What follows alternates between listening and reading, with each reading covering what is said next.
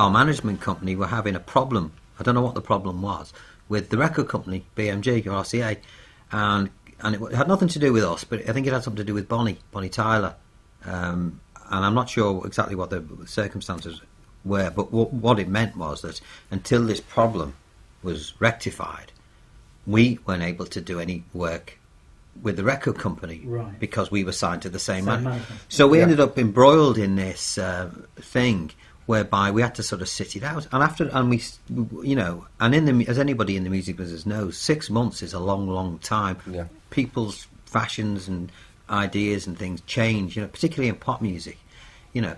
So it soon became apparent after about a year that this wasn't going to get any better. And in fact, I think we demoed a few other songs. It got to a point where we were rehashing some old stuff. I think we did a demo of Too Good to Last, which we'd recorded already, and we were asked to do it again, and we didn't really see the point of that. There was one more album which was effectively a best of called Diary, which came out at the end of 1978, and you recorded Christmas messages for that. Yeah. And there was one, I think, as far as I'm aware, first time on album for Beautiful Child, and there was one previously unreleased track which was released as a single called She Ain't My Baby, and that really was, as far as the Japanese fans were concerned, and this was your biggest market up to that point, that was really the last time they heard from you. And this grey area, as you said, between the end of Buster and then forming another band called Alternative Radio. The She Ain't My Baby, I didn't even know that was going to be a single, because all I know is that we were recording in Dave Mackay's new studio.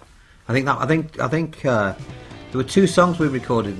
We recorded Move Like Yesterday in a studio version, which nobody has. I don't know where that's gone. We recorded She Ain't My Baby, and I think that was the start of some new recordings we were doing. And then She Ain't My Baby ended up being a single in Japan, but it certainly wasn't for me the strongest song. I love the verses of that song, but I wasn't too fond of the chorus. But that ended up being a single. And once the writing on the wall for me personally was when that Best Of album came out. I knew, because when you release a Best Of, it's usually the sort of mopping up operation. Yeah. Exactly. Or not just that, you just sort of try and make as much money as you can from the material that's been produced. And I knew that Ronnie and Steve were trying to negotiate a new deal with us with a number of other companies, and I think with Bonnie as well, because of this, whatever the problem was. But you've got to remember that in England or in the UK at that time, punk had taken a real firm hold. Yeah. And anything that we were doing prior to 77 was completely dead in the water.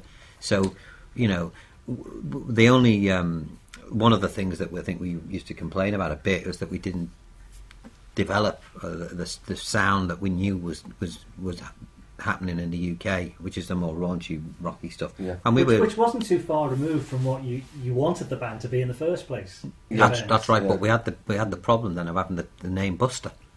And the name Buster became a big problem in the UK. Don't forget, we'd not succeeded in the UK with that name because of what happened. And the worst thing in the world is to try and turn a teeny bop band, which is effectively what we were known as, into a punk band. We were known as a teeny bop band, but deep down we never were really. No. It was just the you way were probably we in were a similar position to the Sweet. Probably, who were probably seen as a teen band, and yet if you played the B-sides of their singles, but they wanted to be a real rock but band. The thing is, I didn't mind being. I don't think any of it. The whole pop teen thing was brilliant. I mean, I always say to everybody, it was what a great. way to spend your teens as a pop star. Brilliant, you know. Yeah. But you have to move. You have to change with the times. You know, you can't stay in the same little thing. Now, for record companies, they always want you to. They will cream everything they can out of that and out of you, and then when it's gone, they'll just throw it away and go on to the next band. Now, for us, we couldn't allow that to happen because that's our lives they're talking about, you know. So we were obviously more concerned about trying to sort of look to the future and what we were going to do. And that became a big problem because we had contracts. We were at Tawano. We were still signed up to all sorts of people with publishers and record companies and management companies, and we literally weren't able to do anything for a considerable amount of time. Record demos for a potential album, which at that point didn't look like it was going to happen. Well, it looked like it was going to happen. I mean, I'm going back to Too Good to Last. One of the songs that we did, although it was in a bit of an irritation, is we ended up recording or demoing Too Good to Last again. I think Ronnie and Steve felt that it had potential to be a single at some point, even though we recorded it with Buster.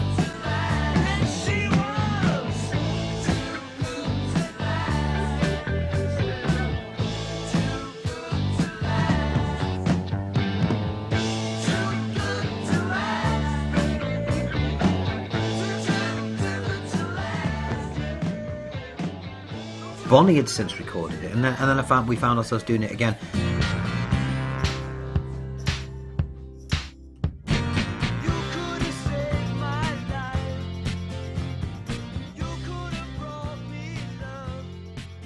So things like that for me, although I quite like the version, which happens to be one of the bonus tracks on the Buster 2 album, although it wasn't bad, I didn't see the point of doing that when Peter and I were writing a lot of new songs, Well, you were. And we could have done some of those. There were sessions at your mum's house. I remember there were sessions at Pete's mum's house, and there were even sessions in Kevin's mum's back room as well. I mean, this was a very, very productive time. Well, we used to write there. I mean, in terms of what could potentially have been on the album, some of these songs that are on the MySpace page or on the Pulse website, so throw some titles at me for some of these songs. Maybe, the couple of the bonus tracks, for example, on Buster 2 was one of Pete's. It's Wish I Was Young Again. That would have been on. Yeah, Wish I Was Young Again. Baby You'll Never Know would have been on. Probably No Explanation. Yeah, that would have been on. Well, we actually recorded that, I think, with Dave Mackay, didn't we? That's right. I mean, I'd also, when I was in Australia, I'd also written a song called Valley of Evergreen. Now, I hadn't finished the lyric at the time, but the tune and everything was there. I think there was another track called Fate Steps In, which I think that would have been on. Fate Steps In. So, I mean, Valley of Evergreen obviously moves forward into the alternative radio, but Fate Steps In could quite easily have been on the second Buster. Well, it was that style, and I still rate that song now. That is the thing as far as recording now is concerned, is finding that fine line between the sound of Buster and what we are now.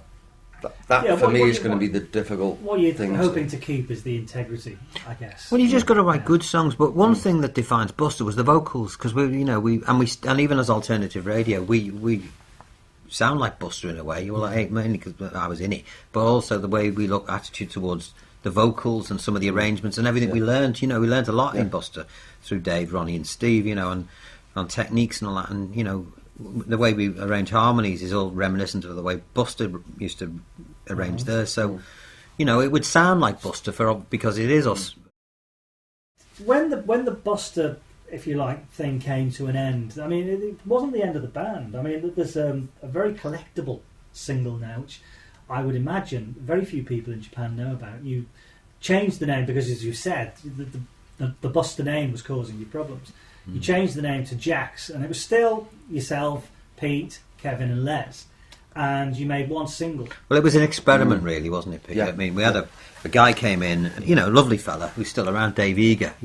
Dave was a very popular DJ in the UK at the time. I think at one point he was doing a breakfast show at Radio 1, and Dave had this idea and said, look, I've got this idea which I'm prepared to invest in, to do a version of a Dave Clark 5 song called Bits and Pieces, and we sort of ummed and ahed about it at first, and he goes, well, you can do your own arrangement of it if you want. So, as we had nothing, I think it's fair to say, as we had nothing better to do, we decided to do it under this name called Jax, J-A-X, I think it was. Yeah. And Les sang it, and it was, I've got to be honest, it was a great little track. I mean, brought a keyboard player in, and the B-side, Pete played drums on that and sang it, and it was a good little record. And funnily enough, ironically, although it was very low key, we actually got a Radio 1 session out of it, if you remember. Yeah. Which is the first time we had, we had others to follow, but that was the first time.